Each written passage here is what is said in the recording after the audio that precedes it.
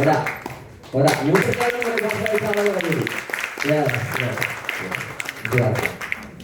മേഡത്തിനെ പരിചയപ്പെടുത്തി. പേര് ശ്യാമെന്നാണ്. കോഴിക്കോട് ജില്ലയിലെ മാവൂരാണ് സ്വദേശം. കഴിഞ്ഞ 6 വർഷമായിട്ട് ഈ ബിസിനസ്സിനെ RCM ബിസിനസ്സിനെ ഒരു പ്രൊഫഷനായിട്ട് ഏറ്റെടുത്തിട്ടുള്ള വ്യക്തിയാണ്. മേഡം പറഞ്ഞ പോലെ വിപ്രോ എന്ന് പറഞ്ഞ സ്ഥാപനത്തിൽ ഞാൻ എൻ്റെ പഠനം കഴിഞ്ഞ് പ്ലേസ്ഡ് ആയതാണ്. അവിടുന്ന് PSC എന്ന് പറയുന്ന ലക്ഷ്യമായിട്ടാണ് നാട്ടിലേക്ക് വന്നത്. കുറച്ചു കാലം PSC ഒക്കെ നോക്കി അത്യാവശ്യം നന്നായിട്ട് പോയി. കേരള പോലീസിന്റെ ലിസ്റ്റിലുണ്ടായിരുന്നു. ഞാൻ എപ്പോഴും പറയുന്നതാണ്, ഏട്ടനൊരാൾ പോലീസിലുള്ളത് കൊണ്ട് കസിൻ പറഞ്ഞു പോലീസിനേക്കാൾ നല്ലത് ഒന്നുകൂടെ ഓഫീസ് വർക്കുകളാണ്, LD ക്ലർക്കോ അങ്ങനെ എന്തെങ്കിലുമൊക്കെ സമയമുണ്ടല്ലോ. അങ്ങനെ അതിന് വേണ്ടിയിട്ട് ശ്രമിക്കുന്ന സമയത്താണ് 2 ദൈവദൂതന്മാർ, അല്ലെ, നമ്മൾ വിശ്വസിക്കുന്ന ദൈവം നേരിട്ട് വരുന്നില്ല, ദൂതന്മാരെ അയക്കുന്ന. അങ്ങനെ 2 ദൂതന്മാർ എന്നെ തിരഞ്ഞ് മാവൂരേക്ക് വന്നു. നമ്മളുടെ വേണുഗോപാൽ സാറും 2 നമ്മളുടെ ഗ്രേറ്റ് എമറാൾഡ് വിനോദ് സാറും. നല്ലൊരു കൈയടി ദൈവദൂതന് കൊടുക്കാം. അപ്പം ആ ഒരു യാത്രയാണ് ഇന്ന് ടെക്നിക്കൽ എന്ന് പറയുന്ന പിൻപോർഷനിൽ നിർത്തുന്നത്. വളരെ സന്തോഷമുണ്ട്. അന്ന് ഞാൻ പോലീസിലായിരുന്നെങ്കിൽ എൻ്റെ അക്കൗണ്ടിലേക്ക് വരാൻ അല്ലെങ്കിൽ എൻ്റെ കുടുംബത്തിലേക്ക് കിട്ടാൻ സാധ്യത ഉണ്ടായിരുന്ന വരുമാനം വാങ്ങിക്കുന്ന 5-ൽ കൂടുതൽ ആളുകളെ എൻ്റെ ടീമിൽ ക്രിയേറ്റ് ചെയ്യാൻ ഇന്ന് RCMലൂടെ സാധിച്ചിട്ടുണ്ട് എന്നുള്ളതാണ് ഇതിലൂടെ നിൽക്കുമ്പോൾ ഏറ്റവും വലിയ സന്തോഷം. ഞാൻ ഈ ടോപ്പിക്കിലേക്ക് കടക്കാം. നമ്മുടെ സബ്ജക്റ്റ് എന്ന് പറയുന്നത് നീഡ് ഓഫ് RCM ആണ്. ഇവിടെ പുതുതായിട്ട് വന്ന ആളുണ്ട്, ഫസ്റ്റ് വന്ന ആളുകൾ, ആദ്യമായിട്ട് RCMന്റെ പ്രോഗ്രാമിൽ ഒന്ന് കൈ പൊതിച്ചേ. ഒരുപാട് ആളുകളുണ്ട് അല്ലേ? തീർച്ചയായിട്ടും നിങ്ങൾക്ക് ഇന്നത്തെ സെഷനിൽ, ഇന്നത്തെ ഒരു ടോട്ടൽ പ്രോഗ്രാമിൽ ഏറ്റവും ആവശ്യമുള്ളൊരു സെഷനാണ് നീഡ് ഓഫ് ഡൂയിങ് RCM എന്ന് പറയുന്നത്. എന്തിന് നിങ്ങൾ RCM ബിസിനസ് ചെയ്യണം അല്ലെ? പുതിയ വന്ന ആളുകളെ സംബന്ധിച്ചിടത്തോളം സംശയം ഉണ്ടാവും, എന്തിനാണ് ഞാൻ ഈ ബിസിനസ്സിനെ ഏറ്റെടുക്കേണ്ടത്? ഡയറക്ട് സെല്ലിംഗ് ഇൻഡസ്ട്രിയെ ഞാൻ എന്തിന് ഒരു പ്രൊഫഷനായിട്ട് അല്ലെങ്കിൽ ഒരു പാർട്ട് ടൈം വരുമാനമായിട്ട് എന്തിന് സ്വീകരിക്കണം? ആ ഒരു കൺഫ്യൂഷൻ നിൽക്കുന്ന സ്റ്റേജാണ് ഒരു പുതിയ ന്യൂ കമ്പറെ സംബന്ധിച്ചിടത്തോളം. ഇൻഡസ്ട്രി മനസ്സിലാക്കുന്നേ ഉള്ളൂ, കമ്പനിയെ കുറിച്ച് മനസ്സിലാക്കുന്നേ ഉള്ളൂ, ഉൽപ്പന്നങ്ങൾ ഉപയോഗിച്ച് അതിന്റെ കോൺഫിഡൻസ് കിട്ടി വരുന്നേ ഉള്ളൂ. അതിലുപരിയായിട്ട് എൻ്റെ ഫാമിലിക്കും എനിക്കും എന്തിന് RCM എന്ന് പറയുന്ന പ്രസ്ഥാനം ആവശ്യമായിട്ടുണ്ട്? അതിനൊരു ക്ലാരിറ്റി ഉണ്ടെങ്കിൽ മാത്രമേ ഞാൻ ഉറപ്പിച്ച് പറയുന്നത് നിങ്ങൾക്ക് RCMൽ ഒരു അച്ചീവർ ആവാൻ വേണ്ടി സാധിക്കുള്ളൂ. അപ്പോൾ ആ ഒരു ക്ലാരിറ്റി വരുത്താനാണ് ഈ ഒരു session, need of doing RCM business. എന്നോട് ഈ ചോദ്യം ചോദിച്ചു കഴിഞ്ഞാൽ, എന്തിനാണ് RCM ബിസിനസ് ചെയ്യുന്നത് എന്ന് ചോദിച്ചു കഴിഞ്ഞാൽ, ആക്ച്വലി ഡയറക്ട് സെല്ലിംഗ് ഇൻഡസ്ട്രി നമ്മളെ മുന്നിലേക്ക് വെക്കുന്ന 2 പ്രധാനപ്പെട്ട കാര്യമാണ് for real freedom and security. എന്തൊക്കെയാണ്? Freedom and security. ഫ്രീഡം എന്ന് പറഞ്ഞു കഴിഞ്ഞാൽ എന്ത് ഫ്രീഡം ആണ്? നമുക്കൊക്കെ ഫ്രീഡം ഉണ്ട് അല്ലെ? എന്തും ചെയ്യാനുള്ള ഫ്രീഡം നമുക്ക് ലൈഫിലുണ്ട്. പക്ഷെ പലതും നമ്മൾ സ്വന്തമാക്കണമെങ്കിൽ നമുക്ക് എന്ത് വേണം? ഫിനാൻഷ്യൽ ഫ്രീഡം വേണം അല്ലെ? സാമ്പത്തികമായിട്ടുള്ള സ്വാതന്ത്ര്യം. നമ്മുടെ ഗ്രേറ്റ് വിനോദ് സാറ് പറയാറുണ്ട്, ഫിനാൻഷ്യൽ ഫ്രീഡം എന്ന് പറഞ്ഞു കഴിഞ്ഞാൽ ഒരു മനുഷ്യന് ആവശ്യവും അത്യാവശ്യവും ആഡംബരവും ഉണ്ട് അല്ലെ? 3 കാറ്റഗറി ആയിട്ട് നമ്മളുടെ ചെലവിനെ നമ്മൾ ഡിവൈഡ് ചെയ്ത് കഴിഞ്ഞാൽ ഈ 3 കാറ്റഗറി ഉണ്ട്. അതിൽ അത്യാവശ്യങ്ങൾ എന്ന് പറഞ്ഞാൽ നമുക്ക് എന്തായാലും ചെയ്യേണ്ട കാര്യങ്ങളാണ്. നമ്മൾ ഒരു പക്ഷേ കടക്കാരായി മാറുന്നത് ഈ അത്യാവശ്യ സേവനങ്ങൾ പോലും നമ്മളുടെ ഡെയിലി അല്ലെങ്കിൽ മന്ത്ലി വരുമാനത്തിൽ നിന്ന് മീറ്റ് ചെയ്യാൻ പറ്റാത്തതുകൊണ്ടാണ് പലപ്പോഴും നമ്മൾ എന്ത് ചെയ്യുന്നത്, പല ആളുകളും കടക്കാരായിട്ട് മാറുന്നത്. കാരണം അത് മാറ്റി വെച്ചിട്ട് നമുക്കൊരു ജീവിതമല്ല. കുട്ടികളുടെ പഠിത്തം, വണ്ടി ഫീസ്, വീട്ടിലേക്കുള്ള ചെലവ്, ഇതൊക്കെ തന്നെ അത്യാവശ്യം എന്ന് പറയുന്ന കാറ്റഗറിയിലാണ് വരാം. അത് കഴിഞ്ഞാൽ ആവശ്യമുണ്ട്. ആവശ്യം എന്ന് പറഞ്ഞാൽ എന്താ? ഒരാളെ സംബന്ധിച്ച് ഒരു ബൈക്ക് ഉണ്ട്, വീട്ടിൽ 2 വീലർ ഉണ്ട്. അദ്ദേഹത്തെ സംബന്ധിച്ച് ബസ്സില്ലാതെ അദ്ദേഹത്തിന് യാത്ര ചെയ്യാൻ സ്വന്തമായിട്ടൊരു വാഹനമുണ്ട്. പക്ഷെ അദ്ദേഹത്തിന് 4 വീലർ ഒരു ആവശ്യമാണ്. പക്ഷെ ഒരിക്കലും അത്യാവശ്യമല്ല, ആവശ്യമാണ് അല്ലെ? 4 വീലർ ഉണ്ടെങ്കിൽ ഫാമിലിക്ക് സുഖമായിട്ട് പോവാം, മഴയുള്ളപ്പോൾ സുഖമായിട്ട് സഞ്ചരിക്കാം, വെയിലുള്ളപ്പോൾ സഞ്ചരിക്കാം. അതൊരു ആവശ്യമാണ്, പക്ഷെ അത്യാവശ്യമല്ല. ഈ ആവശ്യവും അത്യാവശ്യവും കഴിഞ്ഞതിന് ശേഷവും നമ്മളുടെ കയ്യിൽ നമ്മളുടെ മന്ത്ലി വരുമാനത്തിനകത്ത് മിച്ചം വെക്കാൻ നമുക്ക് സാധിക്കുന്നുണ്ടെങ്കിൽ, നമ്മൾ ആഡംബരത്തിന് നമുക്ക് ആ വരുമാനം ഇതല്ലേ നമ്മൾ പറയാറുണ്ട്, റെസ്റ്റോറൻറ്റിൽ കയറി ഫുഡ് കഴിക്കുന്ന സമയത്ത് ഇടതുവശത്ത് ഫുഡിന്റെ പേരുണ്ടാവും, വലതുവശത്ത് പ്രൈസ് ഉണ്ടാവും, വില ഉണ്ടാവും. നമ്മളിതിൽ ഏത് നോക്കിയിട്ടാ ഫുഡ് ഓർഡർ ചെയ്യാം? ഒരു സാധാരണക്കാരനാണെങ്കിൽ 100% റൈറ്റ് സൈഡ് നോക്കിയിട്ട് ഓർഡർ ചെയ്യാം. മെനുവില് ആ ഒരു മെനു കാർഡിനകത്തുള്ള ഡിഷിന്റെ പേരിനല്ല പ്രാധാന്യം, റൈറ്റ് സൈഡിലുള്ള വിലക്കാണ് അല്ലെ, നമ്മൾ പോക്കറ്റിന് താങ്ങുന്ന ഒരു ഡിഷേ നമ്മൾ ഓർഡർ ചെയ്യുള്ളൂ. പക്ഷെ നമുക്ക് റൈറ്റ് സൈഡിൽ നോക്കി ഓർഡർ ചെയ്യാൻ വേണ്ടി, അല്ല ലെഫ്റ്റ് സൈഡിൽ നോക്കി ഓർഡർ ചെയ്യാൻ സാധിച്ചാലോ? പൈസ ഒരു പ്രശ്നമല്ല. നമുക്ക് ആ ഡിഷ്, നമുക്ക് ഇഷ്ടമുള്ള ഡിഷ് നമ്മുടെ കുട്ടികൾക്ക് വാങ്ങിച്ചു കൊടുക്കാൻ നമുക്ക് സാധിക്കുന്നുണ്ടെങ്കിൽ അതിനാണ് നമ്മൾ എന്ത് പറയാ, ഫിനാൻഷ്യൽ ഫ്രീഡം എന്ന് പറയാം. ആ ഒരു ഫിനാൻഷ്യൽ ഫ്രീഡം എന്ത് ചെയ്യും, നമുക്ക് ഈ ഒരു ഇൻട്രസ്റ്റ് തരും. രണ്ട്, ടൈം ഫ്രീഡം. ഫിനാൻഷ്യൽ ഫ്രീഡം ഉണ്ടായിട്ടും ടൈം ഫ്രീഡം ഇല്ലാത്ത ധാരാളം ആളുകളുണ്ട്. ഡോക്ടേഴ്സ്, അവർക്ക് അവരുടെ സ്വന്തം കാര്യം നോക്കാനോ സ്വന്തം ഹെൽത്ത് നോക്കാൻ പോലും പലപ്പോഴും നിങ്ങൾ ഡോക്ടേഴ്സിനെ ശ്രദ്ധിച്ചാൽ അറിയാം. നമ്മൾ വിചാരിക്കും ഡോക്ടേഴ്സ് ഏറ്റവും നന്നായിട്ട് ശ്രദ്ധിച്ച് ഫുഡ് കഴിക്കുന്ന ആളുകളാണ്, കൃത്യമായിട്ട് എക്സസൈസ് ചെയ്യുന്ന ആളുകളാണ്. എൻ്റെ അനിയൻ മെഡിക്കൽ റെപ്രസെന്റേറ്റീവാണ്. ഇക്കാർ മാൻകൈൻഡ് എന്ന് പറയുന്ന കമ്പനിയിലാണ് വർക്ക് ചെയ്യുന്നത്. മുന്നേ മറ്റൊരു കമ്പനിയിലായിരുന്നു. അവൻ പറയുന്ന കാര്യമുണ്ട്, സീനിയർ നമ്മുടെ കോഴിക്കോടുള്ള പ്രധാനപ്പെട്ട ഡോക്ടേഴ്സിനൊക്കെ പേഴ്സണലി അവരോട് സംസാരിക്കുന്ന സമയത്ത് അവർക്ക് പലപ്പോഴും ഒരു അസുഖം വന്നു കഴിഞ്ഞാൽ അവർക്ക് എക്സസൈസ് ചെയ്യാനുള്ള സമയമില്ല. അങ്ങനെ നമുക്ക് എന്തുണ്ടായിട്ട് കാര്യമില്ല, ഫിനാൻഷ്യൽ ഫ്രീഡം ഉണ്ടായിട്ട് കാര്യമില്ല. അപ്പൊ എന്ത് വേണം, ഫിനാൻഷ്യൽ ഫ്രീഡം വേണം. ആ ഫിനാൻഷ്യൽ ഫ്രീഡം ആസ്വദിക്കാനുള്ള സമയവും നമ്മുടെ കയ്യിൽ ആവശ്യമായിട്ടുണ്ട്. മൂന്ന്, എന്താണ്, സെക്യൂരിറ്റി. സെക്യൂരിറ്റി എന്ന് പറഞ്ഞാൽ സേഫ്റ്റി ആണ് അല്ലെ. നമ്മളില്ലെങ്കിലും നമ്മുടെ കുടുംബം മുന്നോട്ട് പോകും എന്നുള്ള ഒരു ഉറച്ച വിശ്വാസം നമുക്കുണ്ടെങ്കിൽ അതിനെ നമ്മൾ എന്ത് പറയും, സേഫ്റ്റി എന്ന് പറയും. ഇനി എന്തൊക്കെയാണ് ഇത് നോർമലി ഇത് അച്ചീവ് ചെയ്യാനുള്ള നമ്മുടെ മുന്നിലുള്ള മാർഗങ്ങൾ എന്തൊക്കെയാണ്? ജോബ്, ജോലി അല്ലെ. ഇതിലിരിക്കുന്ന ഭൂരിപക്ഷ ആളുകളും ജോലിക്കാരാണ്. എനിക്കറിയാം, നിങ്ങളുടെ ഇന്ന് സൺഡേ ആയതുകൊണ്ടാണ് പല ആളുകളും ഇവിടെ ഇരിക്കുന്നത്, അല്ലെങ്കിൽ നിങ്ങൾ നിങ്ങളുടെ ജോലിയിലായിരിക്കും. മറ്റൊരു മാർഗം ബിസിനസ്സാണ്. ഇൻവെസ്റ്റ് ചെയ്യാൻ പണം ഉണ്ടെങ്കിൽ നമുക്ക് എന്ത് ചെയ്യാം, ബിസിനസ് ചെയ്യാം. ധാരാളം ബിസിനസ്സുകാർ നമ്മുടെ മാർക്കറ്റ്, നമ്മുടെ കൺമുന്നിൽ നമ്മൾ കാണുന്നതാണ്, അവരുടെ ലൈഫ് സ്റ്റൈൽ കാണുന്നതാണ്. മൂന്ന്, പ്രൊഫഷണൽസ്. ഞാൻ പറഞ്ഞു, ഡോക്ടേഴ്സ്, എഞ്ചിനീയേഴ്സ്, അതുപോലെ പ്രൊഫഷണൽ കോഴ്സുകൾ പഠിച്ചിട്ട് പ്രൊഫഷണൽസ് ആയിട്ടുള്ള മാറിയിട്ടുള്ള ആളുകൾ. ഈ മൂന്ന് മാർഗങ്ങളാണ് നോർമൽ വേ. നമുക്ക് സാധാഗതിയിൽ നമുക്ക് അവൈലബിൾ ആയിട്ടുള്ള, ഞാൻ ഈ പറയുന്ന ഫ്രീഡം ആൻഡ് സെക്യൂരിറ്റി ആസ്വദിക്കാൻ പറ്റുന്ന മൂന്ന് കാറ്റഗറിയാണ്. അതിൽ പല സാധാ ജോലിക്കാരുണ്ടാവും, ഹയർ പോസ്റ്റിൽ നിൽക്കുന്ന ആളുകളുണ്ടാവും. ഈ മൂന്ന് മാർഗങ്ങളാണെങ്കിൽ നമുക്ക് നോക്കാം ജോബിന്റെ സ്ഥിതി എന്താണ്, ജോലിയുടെ സ്ഥിതി. Unemployment is significantly higher among educated youth compared to those with formal schooling. അങ്ങനെ പറഞ്ഞാൽ എന്താ, സാധാ പഠനം പൂർത്തിയാക്കിയ ആളുകളെക്കാൾ തൊഴിൽ രഹിതരുള്ളത് എവിടെയാണ്, ഹൈലി എഡ്യൂക്കേറ്റഡ് ആയിട്ടുള്ള മേഖലയിലാണെന്ന് പറയുന്നത്. കണക്ക് പറയുന്നു, 2024 കണക്ക് പറയുന്നു, റഫ്ലി 67% അൺഎംപ്ലോയ്ഡ് യൂത്ത്, അതായത് 20-29 വയസ്സിനും ഇടയിലുള്ള എഡ്യൂക്കേറ്റഡ് ആയിട്ടുള്ള ഗ്രാജുവേറ്റ് ആയിട്ടുള്ള ആളുകളുടെ ഇടയിലാണ് 1.1 കോടി, അതായത് 1,10,00,000 ആളുകൾ അൺഎംപ്ലോയ്ഡ് ആണെന്ന് പറയുന്നത്. ഏതിലാ പറയുന്നത്, ഗ്രാജുവേറ്റ് ആയ ആളുകളാണ് പറയുന്നത്. ഇന്ന് പഠനം കൂടുതലുള്ള ആളുകളാണ് അൺഎംപ്ലോയ്മെന്റ് റേറ്റ് കൂടുതൽ. എന്തുകൊണ്ടാ, എല്ലാവരും പഠിക്കുന്നവരാണ്. പഴയ കാലഘട്ടമല്ല, എല്ലാവരും എഡ്യൂക്കേറ്റഡ് ആണ്, എല്ലാവരും ഗ്രാജുവേറ്റ് ആണ്. പഴയ പോലെ സ്കൂൾ വിദ്യാഭ്യാസം കിട്ടാത്ത ആളുകളില്ല. അപ്പോൾ എഡ്യൂക്കേഷൻ കൊണ്ട് നമുക്കൊന്നൊരു ജോലി കിട്ടുമെന്ന് പറയാൻ പറ്റാത്തൊരവസ്ഥയാണ്. അതാണ് ജോബിന്റെ സ്ഥിതിയെങ്കിൽ ബിസിനസ്സും വലിയ വ്യത്യാസമില്ല. 90% of Indian startups fail with the first 5 years. ആദ്യത്തെ 5 വർഷം കൊണ്ട് തന്നെ പൂട്ടി പോകുന്നതാണ് നമ്മളുടെ രാജ്യത്തെ 90% സ്റ്റാർട്ടപ്പ് ബിസിനസ്സുകൾ എന്നാണ് പറയുന്നത്. നമ്മൾ പറയാറുണ്ട്, കട ഉദ്ഘാടനത്തിന്റെ ലഡുവും കേക്കൊക്കെ നമ്മൾ കഴിക്കാറുണ്ട്, പൂട്ടി പോകുമ്പോൾ നമ്മൾ അറിയാറില്ല അല്ലെ. പലപ്പോഴും നമ്മൾ ഒരു കടയിൽ പോകുന്ന സമയത്ത് പലപ്പോഴും ഒരു 5-6 മാസത്തിനിടയിൽ ഒരേ റൂമിനകത്ത് 2-3 ബിസിനസ്സുകൾ കാണാം. അപ്പൊ പഴയതിന് എന്താ സംഭവിച്ചത്, അത് പലപ്പോഴും അസ്തമിച്ചു പോകുന്ന അവസ്ഥയാണ്. 3, പ്രൊഫഷണൽസ്. പഴയ കാലഘട്ടത്തിൽ നിങ്ങൾക്ക് നോക്കിയാൽ അറിയാം, നമ്മള് ഇതൊരു എഞ്ചിനീയറിംഗ് മേഖലയിലുള്ള ഒരു പഠനമാണ്. ഇപ്പൊ സിവിൽ എഞ്ചിനീയേഴ്സ്, ഒരു 10 വർഷം മുന്നേ എൻ്റെ ഒരു കസിൻ എഞ്ചിനീയറിംഗിന് AWH പോയ സമയത്ത്, അന്ന് അവിടെ 15 വർഷം മുന്നേ സിവിൽ എഞ്ചിനീയറിംഗിന് സീറ്റ് ഒഴിവാണ്. കാരണം അന്ന് മെക്കാനിക്കൽ എഞ്ചിനീയറിംഗിനാണ് കൂടുതൽ ആളുകൾ. സിവിലിന്റെ സാധ്യത ഒരു 20 വർഷം മുന്നേ വന്നു തുടങ്ങുന്നേ ഉള്ളൂ. അങ്ങനെ അവൻ സിവിൽ എഞ്ചിനീയറിംഗിനാണ് കിട്ടിയത്. അവൻ പഠിച്ചിറങ്ങുന്ന സമയത്ത് സിവിൽ എഞ്ചിനീയറിംഗ് ഹൈപ്പിലായി. അതുകൊണ്ട് പഠിച്ച് നല്ലൊരു പോസ്റ്റിൽ എന്ത് ചെയ്തു എത്തി. ഏകദേശം 1 ലക്ഷം രൂപയ്ക്ക് മുകളിൽ അവന് മാസ വരുമാനമുണ്ട്. ഇന്നത്തെ സിവിൽ എഞ്ചിനീയറിംഗിന്റെ സ്ഥിതി ഈ കാണുന്നതാണ്. ഒരു 2 വർഷം മുതൽ ഒരു 20-25 വർഷം ആ മേഖലയിൽ പണിയെടുക്കുന്ന സമയത്ത് ഒരു 2 വർഷം എക്സ്പീരിയൻസ് ഉള്ള ആൾക്ക് കിട്ടുന്ന വരുമാനമാണ് 18,000. അത് അതേ കമ്പനിയിൽ തന്നെ നന്നായിട്ട് വർക്ക് ചെയ്ത് ഒരു 5 വർഷമായി കഴിഞ്ഞാൽ മാക്സിമം ഒരു 24,000.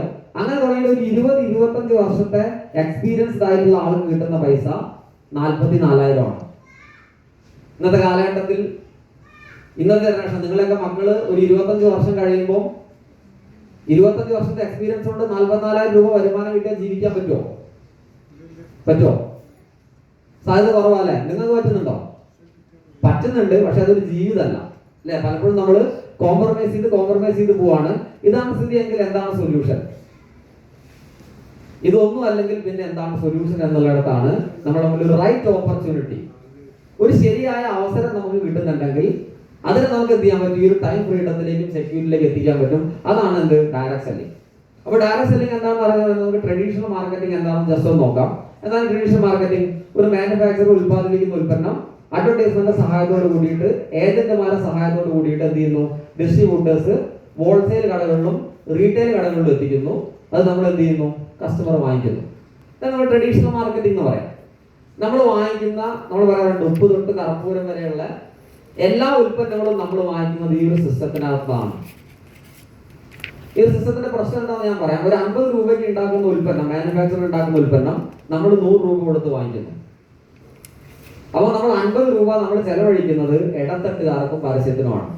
ഞാൻ പറഞ്ഞത് നമ്മൾ കഷ്ടപ്പെട്ട് ഉണ്ടാക്കുന്ന വരുമാനത്തിൽ അത്യാവശ്യ സാധനങ്ങൾ, ഞാൻ നേരത്തെ പറഞ്ഞ ഫസ്റ്റ് കാറ്റഗറിക്കാണ് നമ്മളുടെ മുഴുവൻ പണവും നമ്മൾ ചെലവഴിക്കുന്നത്. പണം അല്ലെങ്കിൽ കടം വാങ്ങിച്ച് നമ്മൾ ചെലവഴിക്കുന്നത് ഈ ഒരു മേഖലയിലാണ്. അവിടെ നിങ്ങൾ 50% കൊണ്ടുപോകുന്നത് ആരാണ്? ഇടത്തട്ടുകാരും പരസ്യമാണ്. ഇവിടെ ഡയറക്ട് സെല്ലിംഗ് ഇതുപോലൊരു മാനുഫാക്ചർ ആണ് എന്ത് ചെയ്യുന്നു? ഈ ഇടത്തട്ടിനെയും പരസ്യത്തിന് ഒഴിവാക്കിയിട്ട് നേരിട്ട് ഉൽപ്പന്നം എന്ത് ചെയ്യുന്നു? കസ്റ്റമറിലേക്ക് എത്തിക്കുന്നു. അപ്പോൾ ഒരു 50 രൂപയ്ക്ക് ഉണ്ടാക്കുന്ന ഉൽപ്പന്നം 70 രൂപയ്ക്കെങ്കിലും കസ്റ്റമർ കിട്ടും. ഇനി എന്താണ് ഈ ഒരു ട്രഡീഷണൽ മാർക്കറ്റിംഗിന്റെ പ്രശ്നം? ഞാൻ പറഞ്ഞു ഹൈ കോസ്റ്റ് ആണ്. നിങ്ങളുടെ 50% നിങ്ങൾ അവിടെ വെറുതെ ചെലവഴിക്കാണ്. ഒരു കസ്റ്റമർ എന്നുള്ള നിലയ്ക്ക് നിങ്ങൾക്ക് ഒരു പ്രയോജനമില്ല. ഫ്രീക്വന്റ് പ്രൈസ് ഹൈക്കാണ്, ഹൈ കോസ്റ്റ് ആണ്, ഡ്യൂപ്ലിക്കേറ്റ് ഉൽപ്പന്നങ്ങൾ. നമ്മൾ ആർസിഎമ്മിൽ എത്രത്തോളം ഇഷ്ടപ്പെടുന്നതിന്റെ കാരണം എന്താ? മാർക്കറ്റിലെ ഇത്രയും ഡ്യൂപ്ലിക്കേറ്റ് ഉൽപ്പന്നങ്ങൾ ഉപയോഗിച്ച് പഠിച്ച നമ്മുടെ മുന്നിലേക്ക് നമുക്ക് താങ്ങുന്ന വിലയിൽ ഹൈ ക്വാളിറ്റി ഉൽപ്പന്നങ്ങൾ എത്തിക്കുന്നു ആര്? ആർസിഎം. നല്ലൊരു കൈഡി നമ്മുടെ ആർസിഎം കമ്പനി കൊടുക്കാം. ഹെൽത്ത് പ്രോബ്ലംസ് ഉണ്ടാവുന്നു, എന്താ പറയുക, ടാക്സ് കൃത്യമായിട്ട് ഗവൺമെന്റ് കിട്ടുന്നില്ല. ഇത്തരത്തിലുള്ള പല പ്രശ്നങ്ങളാണ് ട്രഡീഷണൽ മാർക്കറ്റിംഗിനെങ്കിൽ നമ്മൾ ആർസിഎമ്മിലേക്ക് വരുന്ന സമയത്ത് റീസണബിൾ കോസ്റ്റ് ആണ്, താങ്ങാവുന്ന വിലയാണ്, കൺട്രോൾഡ് പ്രൈസ് ടൈപ്പാണ്. അതായത് കമ്പനി വില കൂട്ടിയാൽ മാത്രമേ, അല്ലെങ്കിൽ മാർക്കറ്റിൽ റോ മെറ്റീരിയലിനോ പെട്രോളിനോ വില കൂടുന്ന സമയത്ത് മാത്രമേ എന്തുണ്ടാവുള്ളൂ? വിലക്കയറ്റം ഉണ്ടാവുള്ളൂ. മാർക്കറ്റിൽ അങ്ങനെയല്ല. ഇടത്തട്ടിൽ ആര് വില വർദ്ധിപ്പിച്ചു കഴിഞ്ഞാലും അത് കസ്റ്റമറെ ബാധിക്കുന്ന ഒരു അവസ്ഥയുണ്ട്. 100% ഇന്ത്യൻ പ്രൊഡക്റ്റ് ആണ്, ഹെൽത്ത് ബെനിഫിറ്റ്സ് ഉണ്ട്, ഒറിജിനൽ പ്രൊഡക്ട്സ് ആണ്. ഇതൊക്കെ തന്നെ നമുക്ക് ജസ്റ്റ് നിങ്ങൾ വാങ്ങിക്കുന്ന കട മാറ്റി നിങ്ങൾ ആർസിഎം എന്ന ഉൽപ്പന്നങ്ങൾ വാങ്ങിച്ചു കഴിഞ്ഞാൽ നേരത്തെ പറഞ്ഞ ഈ ന്യൂനതകളിൽ നിന്ന് നിങ്ങൾക്കൊരു മാറ്റം ഉണ്ടാവും. ഒപ്പം തന്നെ എന്തുണ്ടാവും? ആരോഗ്യകരമായിട്ട് ജീവിക്കാം. 2, അതിൽ നിന്ന് ഒരു വരുമാന മാർഗം നമുക്ക് ഉണ്ടാക്കാൻ പറ്റും.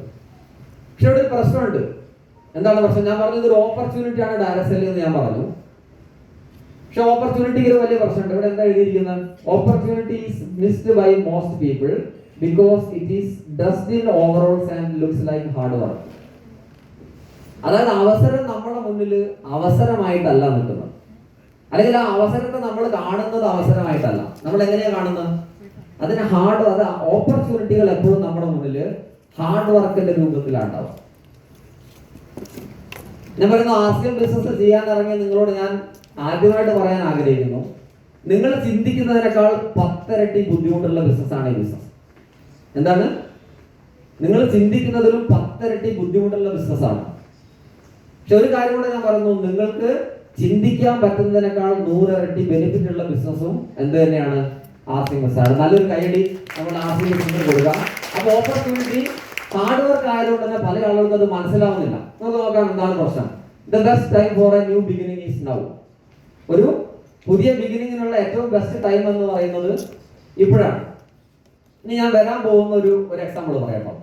അതായത് സംഭവിക്കാൻ പോകുന്ന കാര്യമാണ്, നിങ്ങൾക്ക് വേണമെങ്കിൽ നോട്ട് ചെയ്ത് വെക്കാം. അപ്പൊ നമ്മൾ നിൽക്കുന്നത് 2026 അല്ലേ? ഇത് 2026 അല്ലേ? ആ ഉറപ്പുള്ളവർ കൈ ചിന്തിച്ചാൽ 2026 ആണ്. ഇതിലും ഉറപ്പില്ലാത്ത ആളുകൾ നാട്ടിലുണ്ട് എന്നുള്ളതാണ് കേട്ടോ ഇത് സൂചിപ്പിക്കുന്നത്. ഓക്കെ, അപ്പൊ എന്തായാലും 2026 നിൽക്കുന്നത്. 2026 നിങ്ങളൊരു ഗ്രാമത്തില് ഒരു അങ്ങാടിയിൽ ഈ കാണുന്ന ആളുകൾ അല്ലെ, ഒരു ഡോക്ടർ ഉണ്ട്, ഒരു എഞ്ചിനീയർ ഉണ്ട്, ഒരു ലോയർ ഉണ്ട്, ഒരു പ്ലാനർ ഉണ്ട്, നെറ്റ്വർക്കർ ഉണ്ട്. അവിടെയുള്ള ആളുകൾ ഏറ്റവും കൂടുതൽ റെസ്പെക്ട് ചെയ്യുന്നത് ഇതിൽ ആരെയായിരിക്കും? നിങ്ങളുടെ നാട്ടിലാണെങ്കിൽ ആളുകൾക്ക് ഏറ്റവും കൂടുതൽ സ്നേഹം ഉണ്ടാവും ആരോടാ? ആ ഡോക്ടറോടാണ് അല്ലേ? ഡോക്ടറോടായിരിക്കും. ഇതൊരു പ്ലാനർ എന്ന് ഞാൻ എഴുതിയിട്ടുണ്ട്. എന്തുകൊണ്ടാണ് പ്ലാനർ എഴുതിയെന്ന് വെച്ച് കഴിഞ്ഞാൽ, പ്ലാന്റേഴ്സ് എന്ന് പറഞ്ഞാൽ ആരാ? വലിയ തോട്ടം മുതലാളിമാർ അല്ലേ? ഏക്കർ കണക്കിന് തോട്ടം, ഏലത്തിന്റെ ഒക്കെ തോട്ടമുള്ള ആളുകൾ. ഇവരുടെ ലൈഫ് സ്റ്റൈൽ ഡിഫറെന്റ് ആയിരിക്കും. അല്ലെ? അവർ സഞ്ചരിക്കുന്ന വാഹനം, അവരുടെ ലൈഫ് സ്റ്റൈൽ, അവരുടെ ടൈം ഫ്രീഡം. ഡോക്ടർ നിങ്ങൾ പറഞ്ഞ ശരി ഉത്തരമാണ്, ഡോക്ടറോട് റെസ്പെക്ട് ഉണ്ടാവും. പക്ഷെ ഒരു പ്രൊഫഷൻ എന്നുള്ള നിലയ്ക്ക് ഞാൻ പറയുന്നു, ഇതിൽ ഏറ്റവും കൂടുതൽ താല്പര്യം ഒരു വ്യക്തിക്ക് ഒരു പ്ലാനോടാണ്ടാവും. എന്തുകൊണ്ടാ? നീ ഒരു കാര്യം പറയാം, ഇതിൽ ഏറ്റവും കൂടുതൽ താല്പര്യക്കുറവ് ആരോടാ ഉണ്ടാവുക? നമ്മളോടാ. സംശയമൊന്നും വേണ്ട. നമ്മൾ വിചാരിക്കുക നമ്മൾ വലിയ സംഭവമാണ് അല്ലേ? ഈ സ്റ്റേജിൽ കയറിയാൽ വിനോദ് സാറെ മറാളുടെ നാട്ടിൽ പോയാലോ? അറിയുന്നവർക്ക് അറിയാം, അല്ലാത്ത ഒരാളെ സംബന്ധിച്ച് എന്താ മറാളുടെ അല്ലെ? എമറാൾഡിന് 10,000 ആണോ വരുമാനം, 1.5 ലക്ഷം ആണോ വരുമാനം ആർക്കും അറിയില്ല. മാർക്കറ്റിൽ നിൽക്കുന്ന ഒരാൾക്ക് അറിയില്ല, സ്വാഭാവികമാണ്. അതിനെ സംബന്ധിച്ച് റെസ്പെക്ട് ഉണ്ടാവില്ല. നേരെ ഒരു പ്ലാനറെ സംബന്ധിച്ച് എങ്ങനെയാ? ബാക്കിയുള്ള ആളുകളെ സംബന്ധിച്ച് ഹാർഡ് വർക്കാണ്. രാവിലെ തൊട്ട് വൈകുന്നേരം വരെ എന്ത് ചെയ്യണം? ജോലി ചെയ്യണം അല്ലെ? ഡോക്ടർ ആണെങ്കിലും എഞ്ചിനീയർ ആണെങ്കിലും ഒക്കെ അങ്ങനെ തന്നെയാണ്. പക്ഷെ പ്ലാനറെ സംബന്ധിച്ച് അദ്ദേഹം കിടന്നുറങ്ങിയാലും അല്ലെ, അഫ്കോഴ്സ് അദ്ദേഹത്തിന്റെ പൈസ വൈകുന്നേരം ആകുമ്പോൾ അദ്ദേഹത്തിന്റെ പെട്ടിയിൽ വരും. എന്തുകൊണ്ടാണ്? അതായത് എന്തുകൊണ്ട് നമ്മൾ പുച്ഛിക്കപ്പെടുന്നു? എന്തുകൊണ്ടാണ് നെറ്റ്വർക്കേഴ്സിനെ കാണുമ്പോൾ നമ്മൾ പറയാറുണ്ട്, സാറേ ആളുകളോട് പറയാൻ പോയാൽ ആളുകൾ എങ്ങനെയാണ് പറയാ, അത് ആളുകൾ കേൾക്കൂല അല്ലെ? നിങ്ങളോടൊക്കെ പറയാറില്ലേ? അല്ലെ? നിങ്ങൾക്ക് അനുഭവമല്ലേ? എന്തുകൊണ്ട് അങ്ങനെ സംഭവിക്കുന്നു? വൈ? അതിന്റെ കാരണം എന്ന് പറയുന്നത്, ചൈനയിൽ ബാർബർമാർക്ക് നല്ല സ്കോപ്പാന്നാ പറയുന്നത്. എന്താ കാര്യം എന്ന് വെച്ച് കഴിഞ്ഞാൽ ഭയങ്കര പൈസയാണ് ബാർബേഴ്സിന്. അല്ലെങ്കിൽ ബ്യൂട്ടീഷ്യൻ മേഖലയിൽ വർക്ക് ചെയ്യുന്ന ആളുകൾക്ക് വലിയ പണമാണ്. How much you earning is the deciding factor. നിങ്ങൾ എത്ര സമ്പാദിക്കുന്നു എന്നുള്ളതിനെ അനുസരിച്ചിട്ടാണ് സമൂഹം നിങ്ങൾക്ക് തരുന്ന റെസ്പെക്റ്റും വാല്യൂം എന്തിനെ ഡിപ്പെൻഡ് ചെയ്തിട്ടാണ്? How much you earn. ശരിയല്ലേ? ശരിയോ തെറ്റോ? എത്രത്തോളം നിങ്ങൾ സമ്പാദിക്കുന്നു എന്നുള്ളതിനെ ബേസ് ചെയ്തിട്ടാണ് നിങ്ങളെ സമൂഹം റെസ്പെക്ട് ചെയ്യാം. ഇപ്പൊ നിങ്ങൾ ഒരു നെറ്റ്വർക്കറെ സ്റ്റേജ് എന്താണെന്നോ ലെവൽ എന്താണെന്നോ ആർക്കും അറിയില്ല. മാർക്കറ്റിൽ ഒരു സാധാരണക്കാരല്ല. നേരെ ഒരു പ്ലാനർ ആണെങ്കിൽ അവർക്ക് എന്താണ്? ഉറപ്പാണ്. അപ്പൊ ഓപ്പർച്യൂണിറ്റിയുടെ ഏറ്റവും വലിയ പ്രത്യേകത എന്ന് പറയുന്നത്, നമ്മളൊരു 10 വർഷം കഴിയുന്ന സമയത്ത് ഈ പിക്ചർ എൻ്റയർ ആയിട്ട് മാറാൻ പോവാം. ഞാൻ ഉറപ്പിച്ച് പറയുന്നു, 2036 നമ്മളുടെ അങ്ങാടിയിൽ, കുന്തമംഗൽ അങ്ങാടിയിൽ വിനോദ് സാറ് വന്നിരുന്നു കഴിഞ്ഞാൽ റെസ്പെക്ട് കിട്ടിയിരിക്കും. എന്താ കാരണം? 2036 അദ്ദേഹം ഡയമണ്ടാണ്, മാസ വരുമാനം 20 ലക്ഷം. റെസ്പെക്ട് ചെയ്യൂല. അദ്ദേഹം ഒരു ബെൻസ് കാറിൽ വന്നിറങ്ങുന്നു. അദ്ദേഹത്തിന്റെ ലൈഫ് സ്റ്റൈൽ, അദ്ദേഹത്തിന്റെ ടീം വർക്ക്, അദ്ദേഹത്തിന്റെ വരുമാനം, അദ്ദേഹത്തിന്റെ ലൈഫ് സ്റ്റൈൽ കാണുന്ന സമയത്ത് റെസ്പെക്ട് ചെയ്യൂല? നമ്മൾ റെസ്പെക്ട് ചെയ്യാറില്ലേ? ഡയമണ്ട് സുരേന്ദ്രനാഥ് സാർ വരുന്ന സമയത്ത് നമ്മൾ റെസ്പെക്ട് ചെയ്യാറുണ്ട്. എന്തുകൊണ്ടാ? അദ്ദേഹം ഫ്ലൈറ്റ് സ്റ്റാർട്ട് ചെയ്ത് വരുന്നു, ഇവിടെ വരുന്നു, കൂട്ടിട്ട് സംസാരിക്കുന്നു, പോകുന്നു. അദ്ദേഹത്തിന്റെ വരുമാനം നമുക്കറിയാം. അദ്ദേഹം ഡയമണ്ട് ആണെങ്കിൽ ഞാനൊരു സ്റ്റാർ സഫാറിലായിരിക്കും, അവർ ഇറങ്ങിയിരിക്കുമ്പോൾ കുറച്ച് ആൾക്കൊണ്ട് ഞാനും കൈയ്യടിപ്പിക്കും അല്ലേ? അവനെക്കൊണ്ട് ഞാൻ സെല്യൂട്ട് എടുപ്പിക്കും എന്ന് പറഞ്ഞില്ല സെലികുമാർ. അതേപോലെ 2034 പിക്ചർ മാറാൻ പോവാണ്. അപ്പൊ ഞാൻ പറഞ്ഞു വരുന്ന കാര്യം എന്ന് വെച്ച് കഴിഞ്ഞാൽ, ഇന്നത്തെ അവസരങ്ങളാണ് നാളത്തെ ഹൈ പെയ്ഡ്. ഇന്നത്തെ ഓപ്പർച്യൂണിറ്റി ആണ് നാളെ വരാൻ പോകുന്ന, നാളെ നിങ്ങൾക്ക് ഏറ്റവും കൂടുതൽ വരുമാനം കൊണ്ടുതരാൻ പോകുന്നത് ഇന്നത്തെ അവസരങ്ങളാണ്. ഇന്ന് വരുമാനം ലഭിച്ചുകൊണ്ടിരിക്കുന്നത് ഇന്നലത്തെ അവസരങ്ങളായിരുന്നു. ശരിയല്ലേ? പഠിക്കുന്ന കാലത്ത് പഠിച്ച് ഡോക്ടർ ആയിരുന്നെങ്കിൽ, നേരത്തെ ശിവാനന്ദ സാറ് പറഞ്ഞ ഡോക്ടർ റെസ്പെക്ട് നമുക്കും കിട്ടുമായിരുന്നു. ആ ചാൻസ് നമുക്ക് കിട്ടി, അന്ന് ഓപ്പർച്യൂണിറ്റി കിട്ടി. പക്ഷെ അന്ന് എന്തായില്ല? അത് മനസ്സിലായില്ല.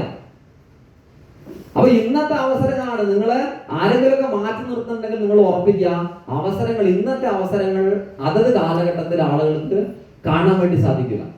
അപ്പൊ ഇന്നത്തെ അവസരങ്ങളാണ് നാളത്തെ ഹൈ പെയ്ഡ് ആയിട്ട് മാറാൻ പോകുന്നത്.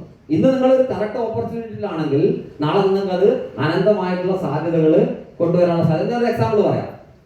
ഒരു 20 വർഷം മുന്നേ നമ്മൾ വിവാഹ മേഖലയിലൂടെ, നേഴ്സുമാർ ആരെങ്കിലും എന്നോട് ക്ഷമിക്കണം കേട്ടോ, ഒരു 20 വർഷം മുന്നേ വിവാഹ മാർക്കറ്റ് നോക്കി കഴിഞ്ഞാൽ നേഴ്സുമാർക്ക് വളരെ ലോ ഡിമാൻഡാണ്. നിങ്ങൾക്ക് ആരെങ്കിലും അങ്ങനെ അനുഭവം ഉണ്ടോ? മോശമാണെന്നല്ല പറഞ്ഞത്, പക്ഷെ ഒരു നേഴ്സിന് അത്രത്തോളം ഒരു ഇമ്പോർട്ടൻസ് കല്യാണ മേഖലയിൽ ഉണ്ടായിരുന്നില്ല. എന്താ കാരണം? അന്ന് ആ ഓപ്പർച്യൂണിറ്റിന്റെ വാല്യൂ മനസ്സിലായി. ഇന്നത്തെ സ്ഥിതി എന്താ? പണ്ടേ കാലത്ത് ഒരു കുട്ടി എത്ര സുന്ദരിയാണെങ്കിലും നേഴ്സാണെങ്കിൽ വേണ്ട എന്ന് പറയുന്ന ഒരു കാലഘട്ടത്തിൽ, ഇന്ന് കുട്ടി എന്തായാലും കുഴപ്പമില്ല, നേഴ്സാണെങ്കിൽ കെട്ടാൻ നല്ല നല്ല ആളുകൾ തയ്യാറാണ്, പ്രൊഫഷണൽസ് തയ്യാറാണ്. എന്തുകൊണ്ടാണ്? വിദേശത്ത് പോയി കഴിഞ്ഞാൽ ഹസ്ബൻഡിന് അങ്ങോട്ട് പോവാം. വിദേശ മാർക്കറ്റിൽ നേഴ്സിംഗിന് കിട്ടുന്ന ഒരു റെസ്പെക്ട്, അവർക്ക് കിട്ടുന്ന ഇൻകം എന്ന് പറയുന്നത് എന്താണ്? വളരെ വലുതാണ്. സെയിം തന്നെ ഡയറക്ട് സെല്ലിംഗ് കിട്ടും. സെയിം തന്നെ നാളെ നമുക്ക് സംഭവിക്കാൻ പോകുന്നത്, ഇന്നത്തെ ഓപ്പർച്യൂണിറ്റി മനസ്സിലാക്കാൻ ആർക്കും കഴിയുന്നില്ല. അന്ന് നഴ്സിംഗിന്റെ സാധ്യത മനസ്സിലാക്കാൻ പറ്റാത്ത പോലെ തന്നെ ഇന്ന് ഡയറക്ട് സെല്ലിങ്ങിന്റെ സാധ്യത നമുക്ക് മനസ്സിലാക്കാൻ വേണ്ടി സാധിക്കുന്നില്ല. അന്ന് നഴ്സിംഗിൽ BSc നഴ്സിംഗ് കഴിഞ്ഞ ആളുകളൊക്കെ ഇന്ന് കാനഡയിലും UK ഫ്രാൻസിലൊക്കെ പോയിട്ട് ലക്ഷങ്ങളാണ് മാസ വരുമാനം. അവരുടെ ലൈഫ് സ്റ്റൈലൊക്കെ ഡിഫറെന്റ് ആണ്. അവരുടെ ഫാമിലിയൊക്കെ അവിടേക്ക് പോയി സെറ്റിലായി. അവർ തിരിച്ചു വരുന്നില്ല. പക്ഷെ ഇന്ന് നഴ്സിംഗിന് ഇഷ്ടംപോലെ ആളുകളുണ്ട്, റൈറ്റ്? ഇന്നൊരു നഴ്സിംഗിന് അഡ്മിഷൻ കിട്ടണമെങ്കിൽ 8 ലക്ഷം 10 ലക്ഷം ഒക്കെയാണ്. പക്ഷെ കാര്യമില്ല, എല്ലാ ആളുകളും നഴ്സിംഗിനാണ്. എല്ലാ ആളുകളും ഡയറക്ട് സെല്ലിംഗ് ചെയ്താൽ നമുക്ക് വല്ല വിലയുണ്ടോ? ഉണ്ടോ? ഈ ഹാളിൽ ഇരിക്കുന്ന എല്ലാ ആളുകളും എമറാൾഡാണ്.